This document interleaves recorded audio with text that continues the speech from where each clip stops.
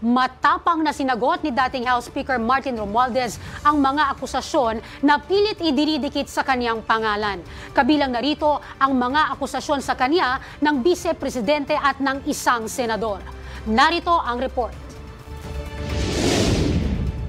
Sa kanyang official statement, diretsang sinagot ni dating House Speaker Martin Romualdez ang mga akusasyong nagdadawit sa kanyang pangalan kaugnay ng ilang mga issue. Una narito ang akusasyon sa kanya ni Vice President Sara Duterte. Mariing pinabulaanan ng dating leader ng Kamara ang akusasyon ni Duterte na tumatanggap umano siya ng pera galing sa ilegal na sugal. Buwelta pa ni Romualdez, ang mga issue ng mali-maletang pera na inihahatid umano sa kanyang bahay ay pawang guni-guni at walang batayan. Aniya, madaling magturo at mag-imbento ng kwento pero mahirap aniyang patunayan. Wala rin aniyang maipakitang ebidensya hanggang sa ngayon ang mga individual na nagdadawit sa kanyang pangalan.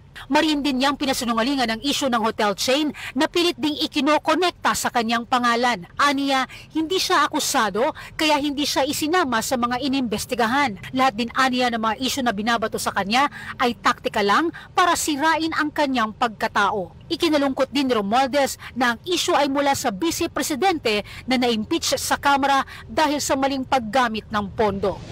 Samantala, tinawag din ni Romualdez na script ng DDS at hindi expose ang naging talumpati ni Senator Chisa Escudero. Aniya, ang mga naging banat ni Escudero ay mga parehong recycled accusation na matagal nang nakita sa troll pages at social media posts. Walang bago at wala ring katotohanan. Ayon pa sa mambabatas, ang dapat na lang gawin ni Escudero ay sagutin ang mga issue na nag-uugnay sa kanya sa manumalyang flood control project. Belta pa ni Romualdez, malinaw na hindi tungkol sa pananagutan ang talumpati ni Escudero. Sa halip ay nagsusulong ito ng personal na ambisyon para maging vice-presidente sa 2028 election. Banat pa ni Romualdez, ang tunay na pinagsisilbihan ni Escudero ay hindi katotohanan kundi sariling interes at plano sa politika. Sa huli, nangako si Romualdez na bukas siya sa lahat ng investigasyon at handa rin siyang makipagtulungan. Malinis din aniya ang kanyang konsensya at wala siyang itinatago. Nauna sa mga balitang totoo at laging bago,